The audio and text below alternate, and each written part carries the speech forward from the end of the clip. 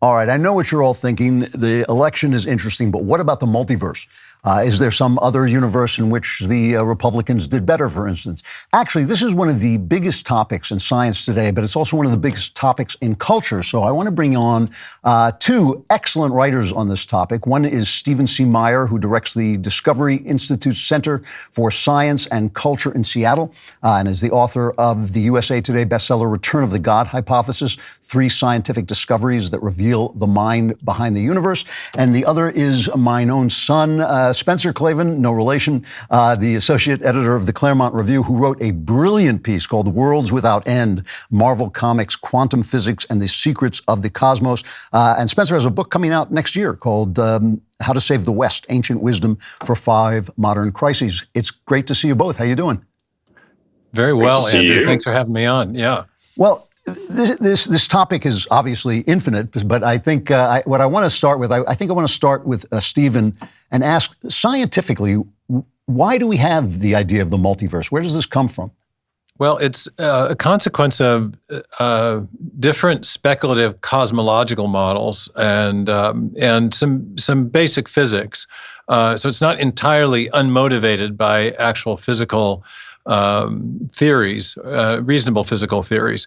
And one of those is something called the inflationary cosmology. And the idea of the inflationary cosmology, it's a variant on the standard Big Bang cosmology, and the idea that as the universe is expanding, in the very earliest earliest time period of that expansion, it would have expanded at a very, very rapid rate, so that the universe would have inflated quickly, like a balloon, very fast. And then after a certain period of time, it would have settled down to a more sedate pace of expansion. And part of the inflationary cosmology is that as that the field that is generating that expansion reduces in intensity, then new universes would be spit off from that. And so that's one of the cosmological models that gives the idea that perhaps there are other universes beyond our own. And there are other considerations in physics as well, where the math that describes the universe that we live in, and also describes other possible universes. And so people have suggested that, well, perhaps these mathematical possibilities exist as actual universes in reality. Does that? Well, Spencer, go ahead. What is it? This is something that's been around for forever, right?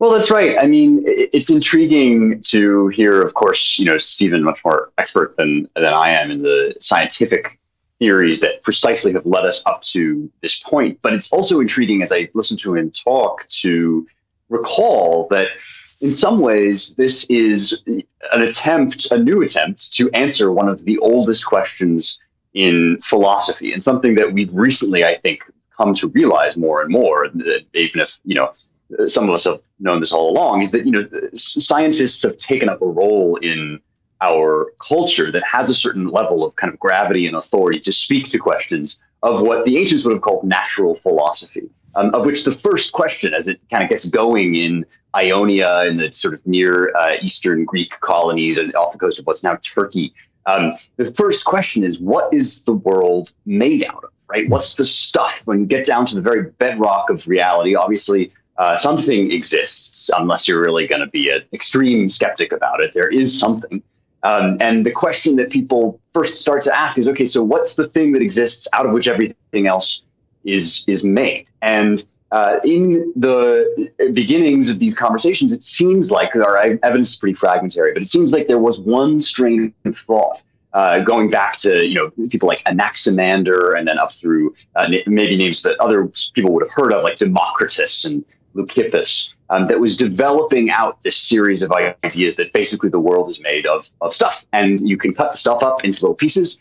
And if you keep cutting it up into little pieces, you will get down to an uncuttable part. And the word in Greek for uncuttable is atomos. So there's your atom. Yeah, right. Yeah, right. Exactly. And it's interesting to observe that a picture of the world comes along with a conclusion that, well, if these atoms are just kind of bouncing off of each other, they're interacting, they behave according to predictable rules, there's nothing to stop them from kind of proliferating out in exactly the ways that Stephen is describing, that they'll eventually bubble up into ever new universes. And this creates kind of like a universe building machine, which seems, from what I understand, Stephen, to be what you are describing as well, like a cosmos-making procedure. Well, in the inflationary cosmology, there's it is an explanation or model of the origin of the universe, but also implies that there may be new universes or bubble universes that emerge from that. The string theory also has a version of the multiverse, and then something that's not exactly the multiverse, but it's called the many worlds interpretation of quantum physics, where all the possible states that correspond to a wave that also acts like a particle are envisioned to exist in some possible world. So there's a mathematical set of a math that describes possibilities, and the possibilities are, in our imagination, at least actualized. What has given these multiverse ideas popularity among physicists is something entirely different. There's a physical framework in which it's conceivable to think about multiverses or other universes. But what's given the idea a real popularity and traction is another discovery of modern physics, which is called the fine-tuning. And that is something that pertains to our universe, which is that the fundamental parameters of physics, the expansion rate of the universe, the force that drives that, the force of gravitational attraction, the force of electromagnetic attraction, the ratio between those and other fundamental forces, the masses of the elementary particles, the speed of light, all these basic parameters turn out to fall within very narrow ranges, such that if they were a little bit different, a little bit stronger or weaker or lighter or heavier or faster or slower, in each case, these variations would make life as we know it, or life at all, in fact, even basic chemistry, impossible. And so this has kind of set a lot of physicists' hair on fire, because the fine-tuning suggests perhaps the idea of a fine-tuner, that the best explanation for why we have all these incredibly improbable and just right parameters. In fact, physicists are talking about our universe as a Goldilocks universe, or a fortunate universe, or a setup job. That these fine-tuning parameters, in the most kind of intuitive, common sense way of thinking, suggest a fine-tuner. In fact, Sir Fred Hoyle, who formerly was a very staunch scientific atheist who discovered some of these fine-tuning parameters, eventually came around to a kind of basic theism in his worldview, and said that a common sense interpretation of the data suggests that a super intellect has monkeyed with physics and with chemistry. There are no random forces in nature, and these fine-tuning parameters are necessary for life to exist. And so he came to the idea that there must be a kind of master intellect, a master fine-tuner behind everything. And the multiverse comes in for many physicists as a kind of counter-argument to that. And it's the idea that, well, yeah, all these parameters are incredibly improbable, and they are, and corporately they're even more improbable, and they have these small probabilities associated with them for no underlying physical reason and no logically necessary reason. But we could explain the fine-tuning in our universe by positing the existence of billions and billions and billions and billions of other universes, so many, in fact, that ultimately the right combination of factors must have arisen in one of the universes, and we just happen to be that universe. And so actually, there's nothing to explain about the fine-tuning. We're just the lucky universe that got it right. Spencer, do you feel that plays into the idea that this gets rid of the need for God, theoretically? Do you feel that plays into the cultural existence of the multiverse as well? Is that something that appeals to people like the Marvel Comics guys, or is that just coincidental? No, I definitely think it's not a coincidence. I notice, especially, first of all, a lot of what Stephen is saying here, it strikes me that, and this is often the case, the appeal of the multiverse, not necessarily the possibility, the mathematical possibility of it, or even the philosophical option on the table, but the attractiveness of it as a proposition, and as the one that people plunk for when plenty of other options are also available, seems to be because it is an answer to certain questions that you wouldn't even have to raise if you were comfortable with the idea of God.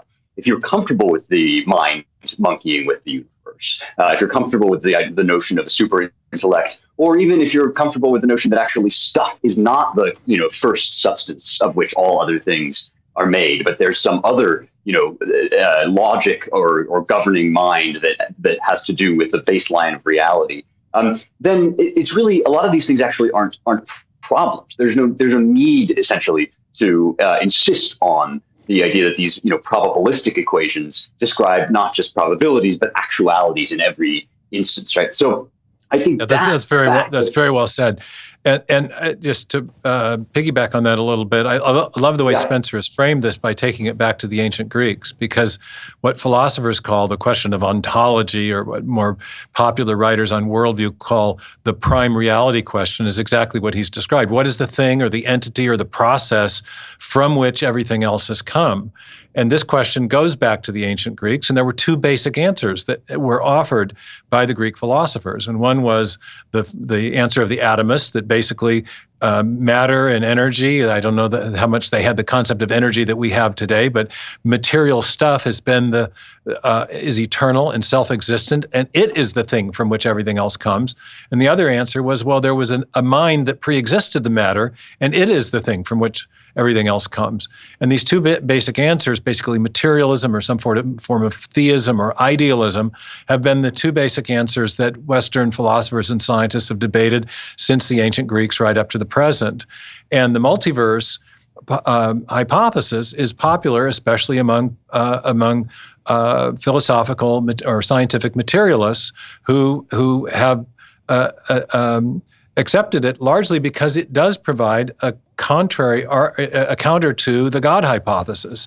And one of the scientists I love in this debate most, not because I agree with him, I'm a diametrically opposed opposite side, but I love the way he frames issues, and that's Richard Dawkins. And he said that the universe that we observe has exactly the properties we should expect if at bottom there's no purpose, no design, nothing but blind, pitiless indifference, where blind, pitiless indifference is a metaphor for purely materialistic, undirected processes that have produced everything that we see.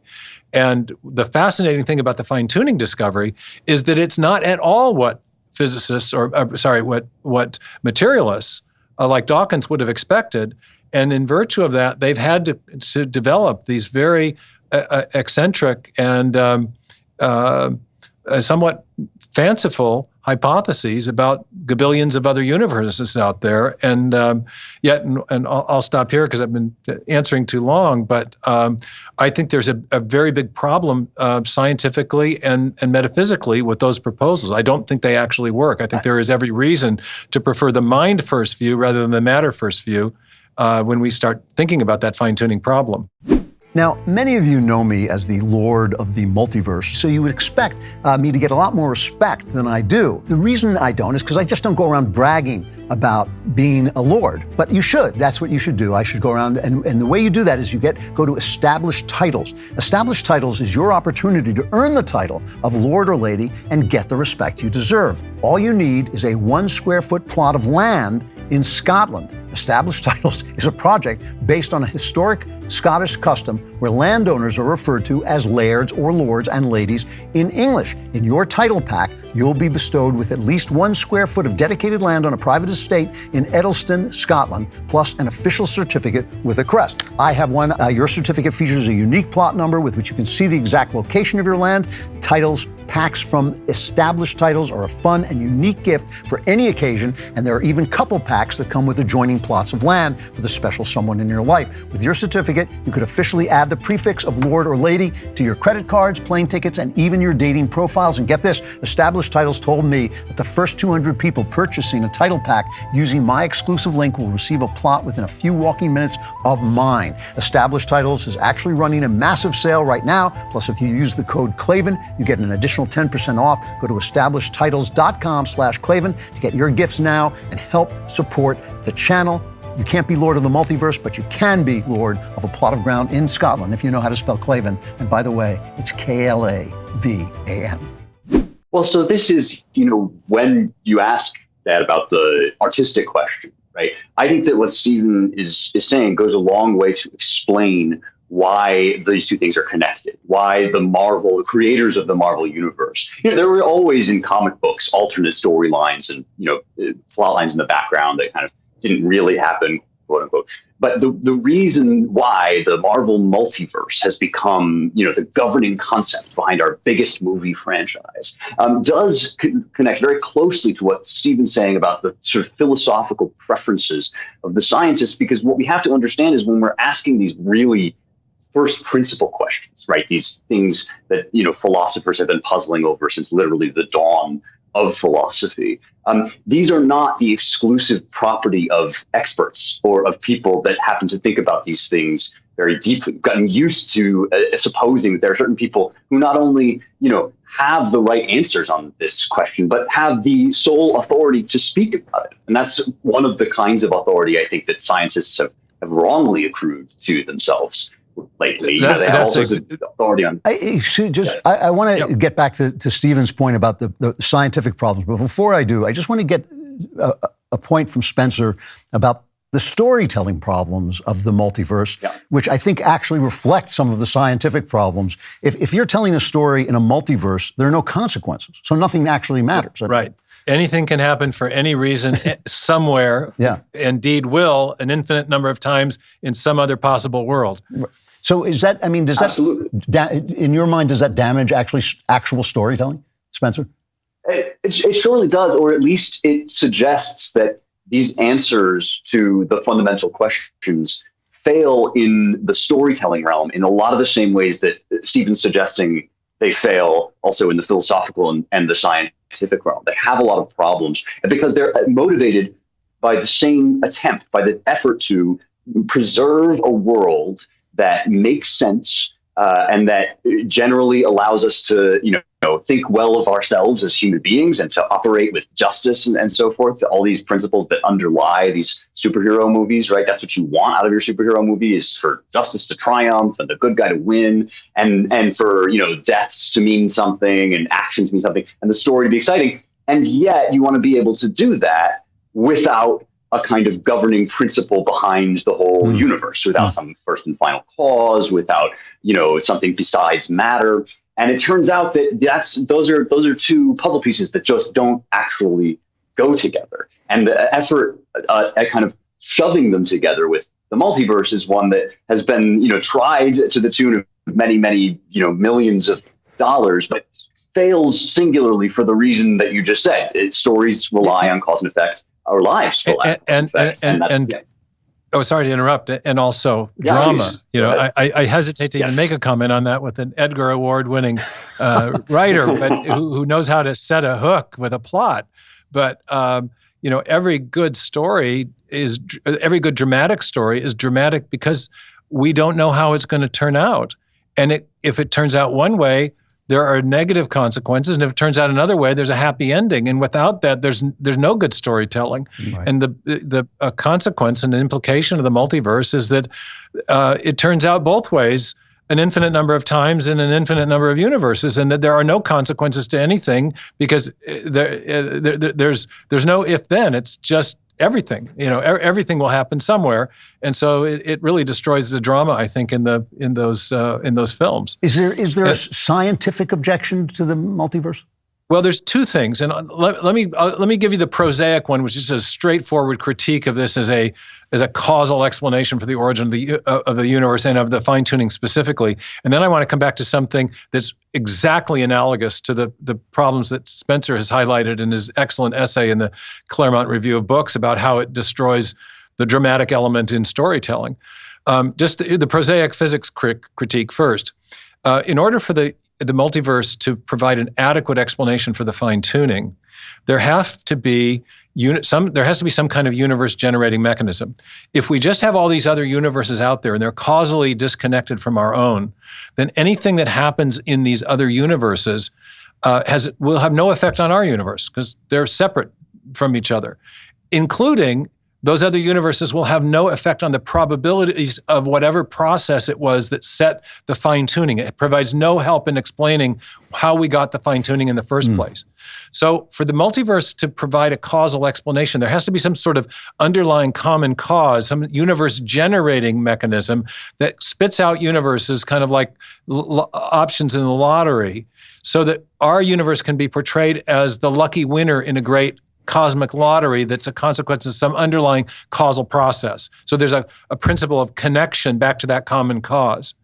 Now, the physicists have recognized this, and the advocates of the multiverse who are trying to explain the fine-tuning have therefore proposed various universe-generating mechanisms, some based on this inflationary cosmology I mentioned at the outset of the interview, and others based on something called string theory.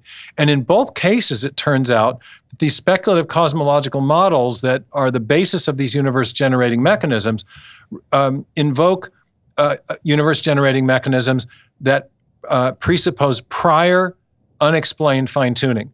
You don't, in theory, even get the generation of multiple universes unless a whole lot of parameters are set exactly right in the universe-generating mechanisms. So they don't actually explain the ultimate origin of fine-tuning. They simply presuppose it and push it back out of view.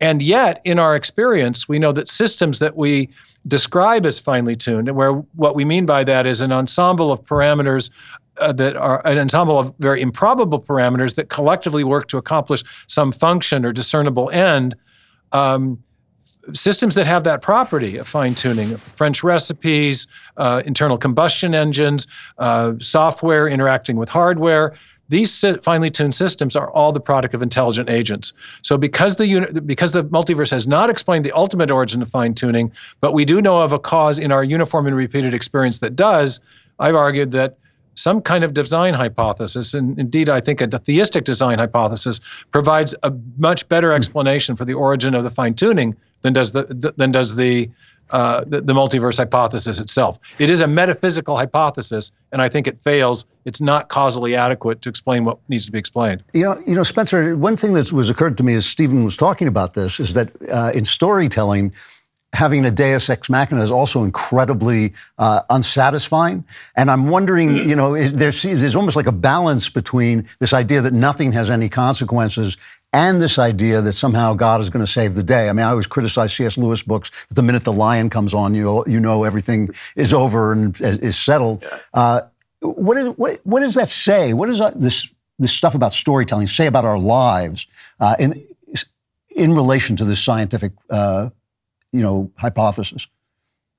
Well, what's interesting about your observation, with C.S. Lewis and Aslan, which I share that problem with a lot of those stories, and people love them and don't I don't want to knock them, but there is that issue, and I think that tells you something about what happens when God becomes a character in the story. And actually, we have the same problem. The Greeks have the same problem. This is why Deus Ex Machina comes to us through Latin, right, via the classical world, is that once you actually suggest that, deity or the ultimate power is like on the human level in that way, that there's something kind of outside of him and he operates in the system, then, the whole story kind of falls apart. If God is the author of the story, and we're the characters, right? Then you have the entire tradition of Western literature, essentially, that this governing logic that dictates cause and effect, that dictates good drama, that tells you, what happens if I do this, what will you do or that. That is the thing that operates kind of behind the scenes. It's like the premise behind which, or the sun that shines and then the light, kind of allows us to see all the other stuff. I mean, I think that there is a way in which the Marvel superheroes, right, who are almost explicitly gods, or at least demigods and kind of heroic figures, do represent a kind of pagan gesture, rhetorical gesture, right? That we are, the physical strength, speed, ability, like these are the highest things. And so there exist, beings among us that have those powers, which is actually not the it's not the philosophical attitude that has generated the best storytelling, just as a kind of fact about like literary history, right? Once you start to either kick the gods out or tell stories about the gods as if they were effectively people, as if they were vulnerable, as if perhaps they could die on a cross, right? Then suddenly you start to enter into that world where things matter and there are stakes. Now, I've only got a minute left here, Stephen. I want to let you end it and ask this one question.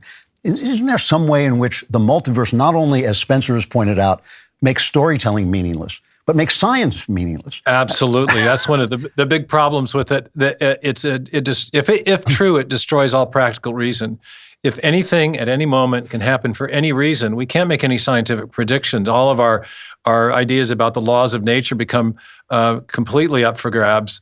And similarly, we use our past experience to explain things. So, but if our past experience is no guide to what will happen in the next moment, or if any event in the past might have been explained equally well by a random quantum fluctuation as opposed to the action of an actor or of a natural cause, then we can neither explain nor predict. And then there's a third problem. I know you're short on time, so I'll be quick on this, but there's this thing called Boltzmann brains. And for anyone who gets into the philosophy of this, but it's basically the idea that when you run the math, it turns out that it's more probable on the multiverse to think that our minds were created 5 minutes ago with false memories than it is that we actually have real memories of the history of our own lives and the universe and so forth. And so that means that we're essentially the multiverse, if true, casts doubt on the reliability of our own thinking, which is the basis of scientific reasoning. So we can't trust our own thinking. We don't know that we are real minds as opposed to fictional minds that have false memories, and we can't make scientific explanations or predictions. And this is actually a problem that philosophers of science and some physicists have wrestled with, and there doesn't seem to be any good solution to it within the framework of the multiverse. So the way I like to put it is that in the attempt to get around the God hypothesis is the explanation for the fine-tuning. You can adopt this multiverse idea. It's not as good an explanation, and it also destroys science. So you can get around the God argument, but only at the cost of losing science and losing a good explanation for fine-tuning. All right, I have to stop here. There's too much intelligence on this show. It will ruin our reputation. Stephen Meyer, the author of the excellent book, The Return of the God Hypothesis, which I highly recommend. Spencer Klavan at the Claremont Review wrote Worlds Without End, which I also highly recommend. Fantastic essay. It's a great essay. And his new book in New Year's, How to Save the West. Thanks a lot, guys. I really appreciate it. Great conversation. Thank you. Thanks for having us on. Great three-way. Thank you. If you want more mind-expanding content like this, like and subscribe, and please subscribe to the Andrew Klavan Podcast.